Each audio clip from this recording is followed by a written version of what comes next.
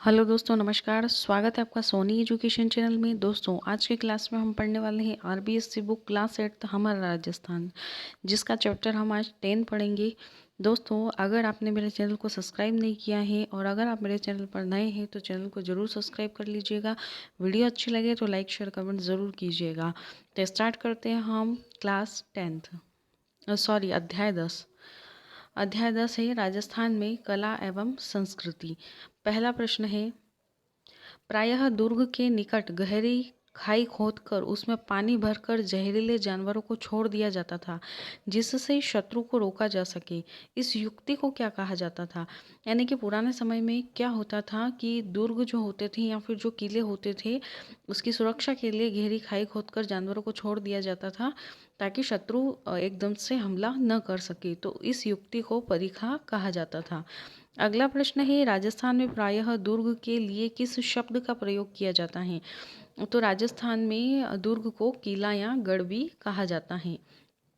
अगला प्रश्न है, बूंदी दुर्ग राजस्थान में कहाँ स्थित है? तो बूंदी दुर्ग जो है वह बूंदी शहर में ही है। एक तो प्रश्न आपका यहाँ से हो गया कि बूंदी दुर्ग कहाँ स्थित है, तो बूंदी शहर में है, लेकिन बूंदी के उत्तरी छोर की पहाड़ी पर स्थित है। इसी प्रकार से अगला प्रश्न है, बूंदी दुर्ग का निर्माण कब व किसने करवाया था? तो बूंदी दुर्ग का निर्माण 1354 ईस्वी में हुआ था और राव बर सिंह ने करवाया था। अगला प्रश्न है, बूंदी दुर्ग की प्रमुख विशेषताएं क्या है? तो हम इसकी विशेषताएं देख लेते हैं। ये आप सबको याद होना चाहिए कि बूंदी दुर्ग जो है वह चारों ओर से सुदृढ़, उस पे मतलब बूंदी दुर्ग के चारों ओर सुदृढ़ परकोटा बना हुआ है। यहाँ पर छत्रसाल महल है, यंत्रशाला है, बादल महल है, अनिरुद्ध महल के भित्ति चित्र हैं। तो ये सब आपको याद होना चाहिए। ऑप्शन में कुछ भी पूछ सकता है। अगला प्रश्न है,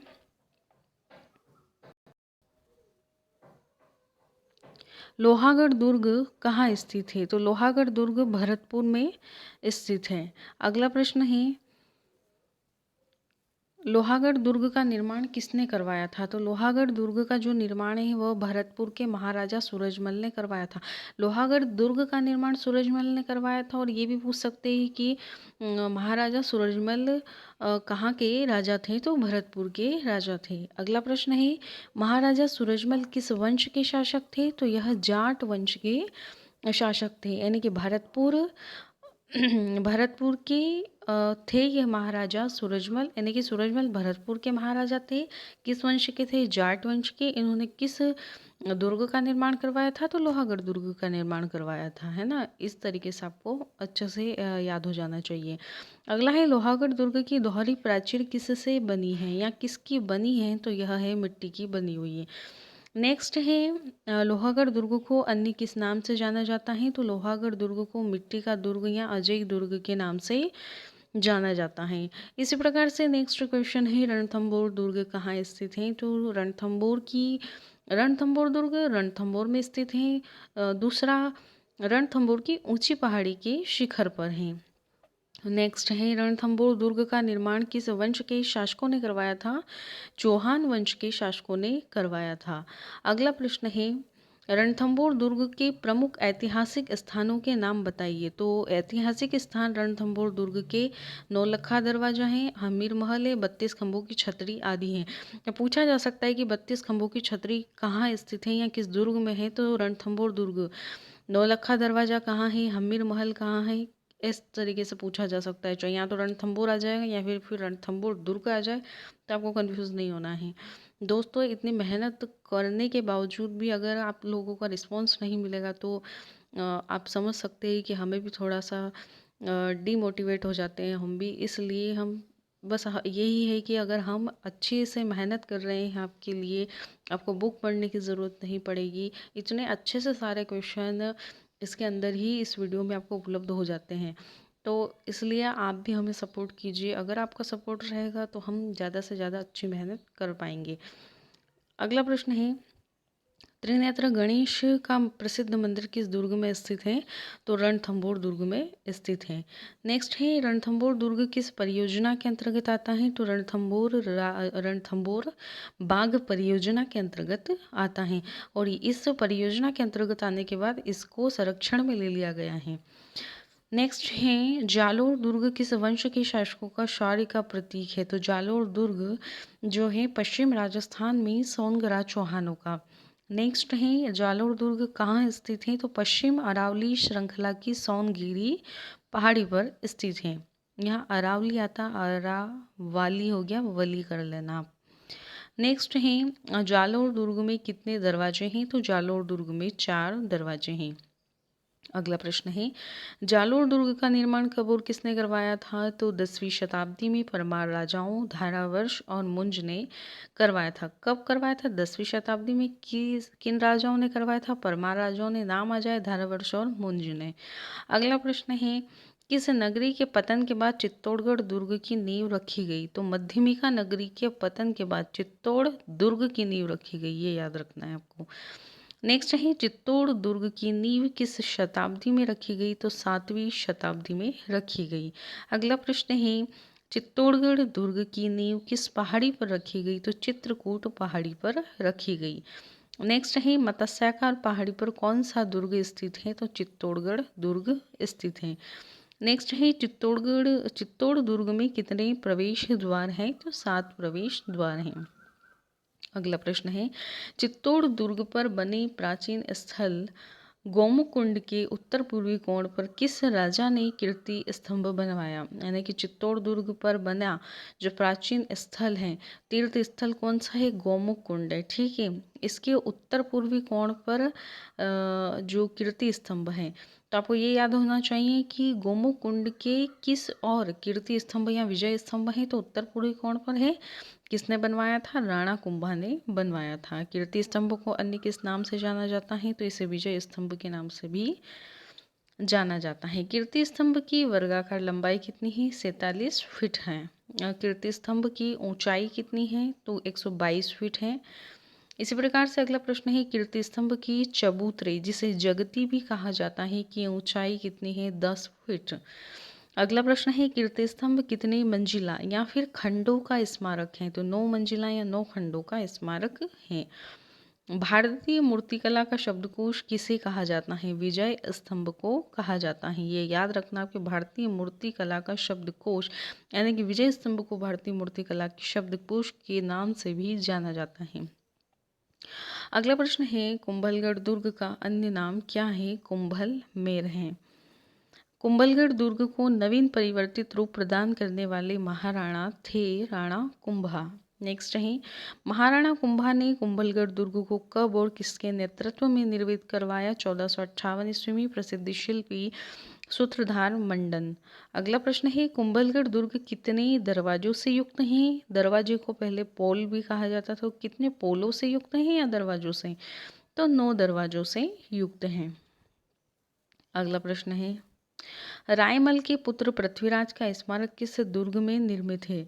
तो यह है कुंभलगढ़ दुर्ग। नेक्स्ट है कुंभलगढ़ दुर्ग में स्थापत्य कला के नमूने हैं।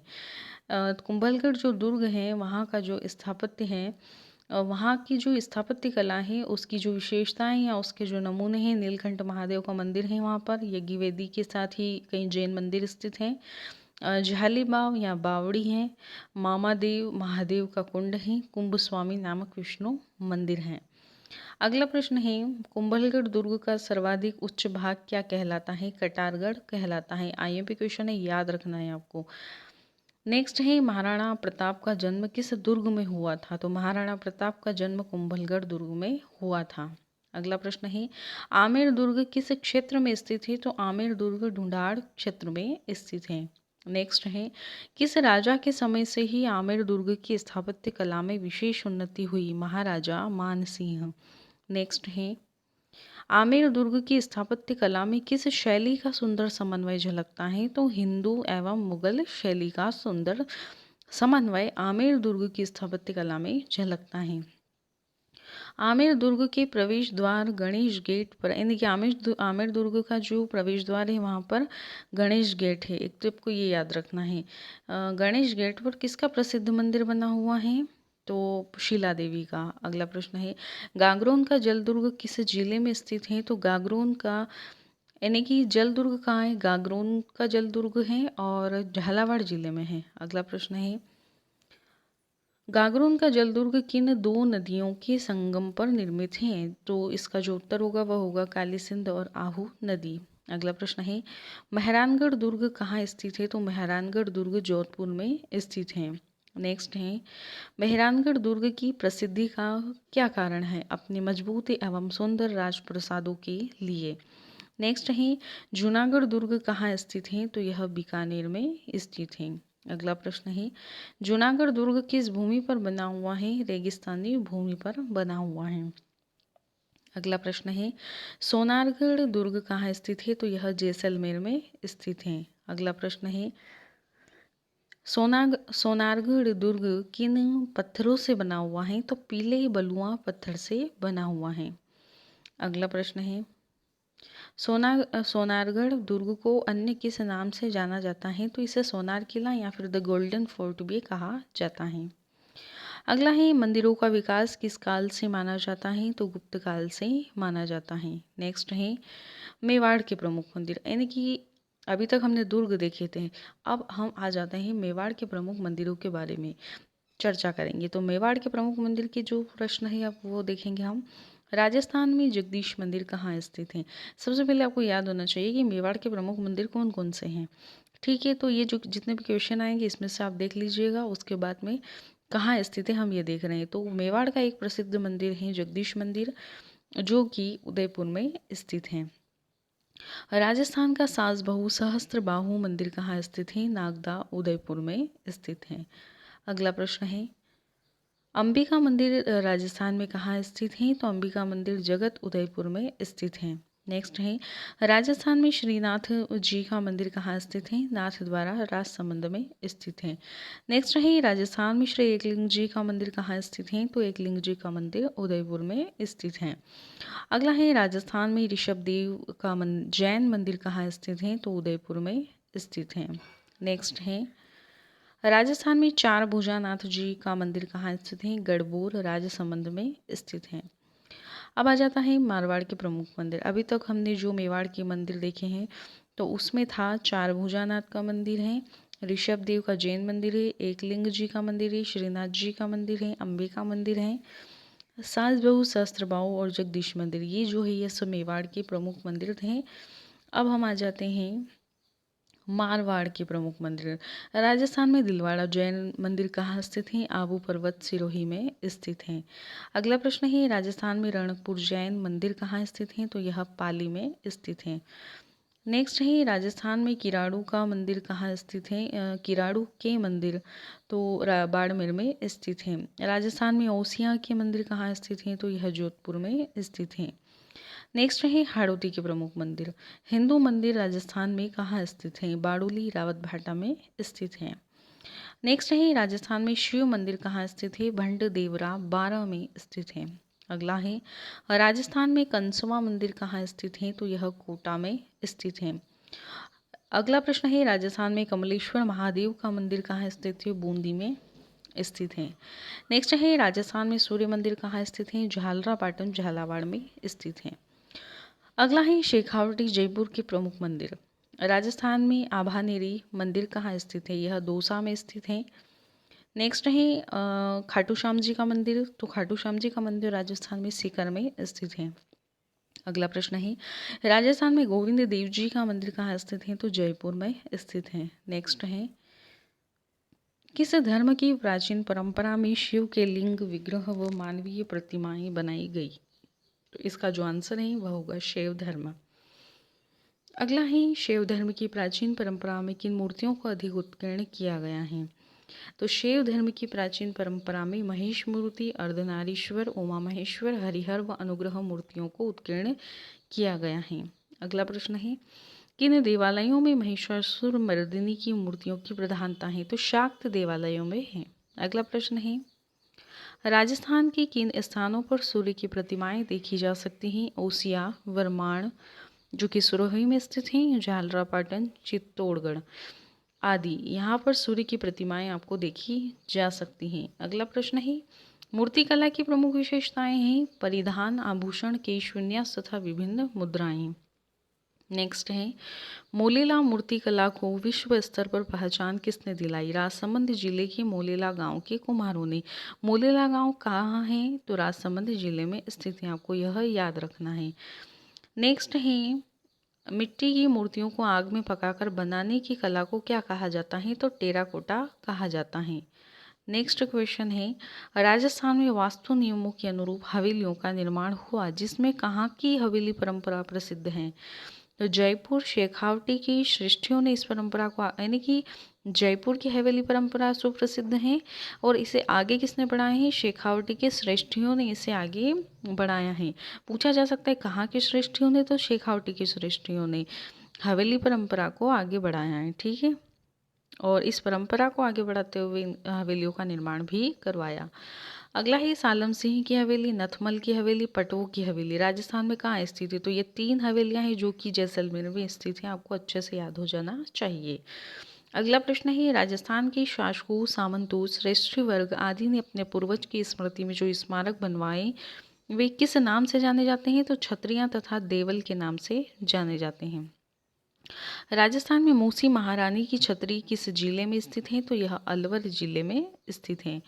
नेक्स्ट है, राजस्थान में गोपाल सिंह की छतरी किस जिले में स्थित है? तो करौली में स्थित है। अगला प्रश्न है, राजस्थान में 84 खंभों की छतरी किस जिले में है? तो यह बूंदी जिले में स्थित है। नेक्स्ट है, राजस्थान में सेठों की छतरी कहाँ स्थित है? रामगढ़ में स्थित है। अगला प्रश्न है, राजस्थान में ईश्वर सिंह की छतरी कहाँ स्थित है? गेंटोर में स्थित है। नेक्स्ट है, राजस्थान में जसवंत थड़ा कहाँ स्थित है? तो यह जोधपुर में स्थित है। अगला प्रश्न है, राजस्थान में आयड़ स्थापत्य कला कहाँ स्थित है? उदयपुर में स्थित है। अगला प्रश्न है, बड़ा बाग की छतरियाँ राजस्थान में कहाँ स्थित हैं? जैसलमेर में स्थित है। ये पूरा चैप्टर आपके लिए बहुत ही इम्पोर्टेंट है, तो आपको अच्छे से इसे देखना है।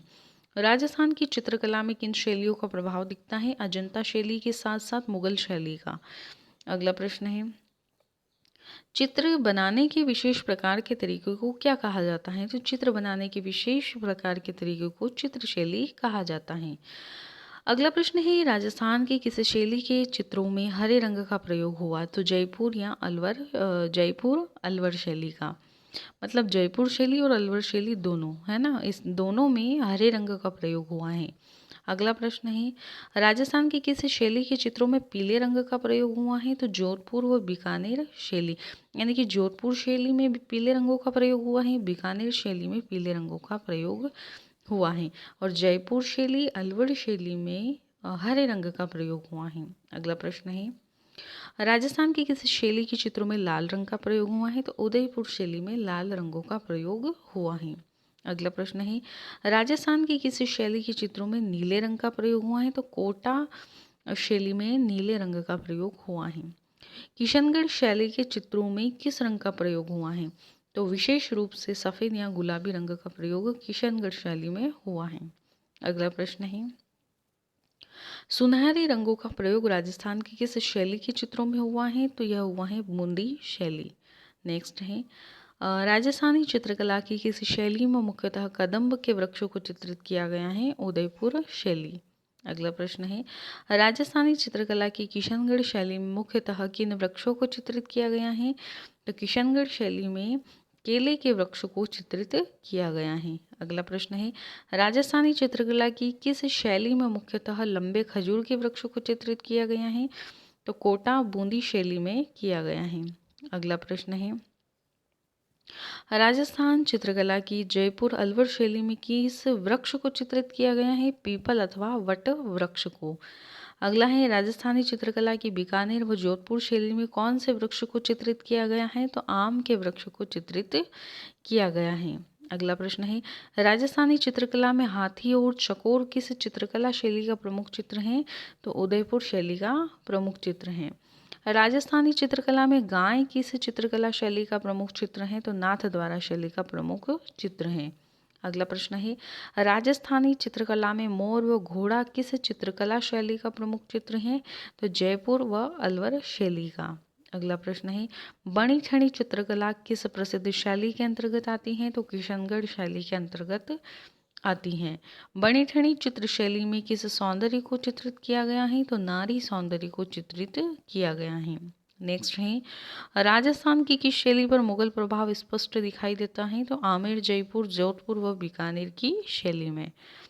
अगला प्रश्न है हाँ, ये यहाँ तक आपके 109 क्वेश्चन थे इस चैप्टर की, जो कि कंप्लीट हो चुके हैं।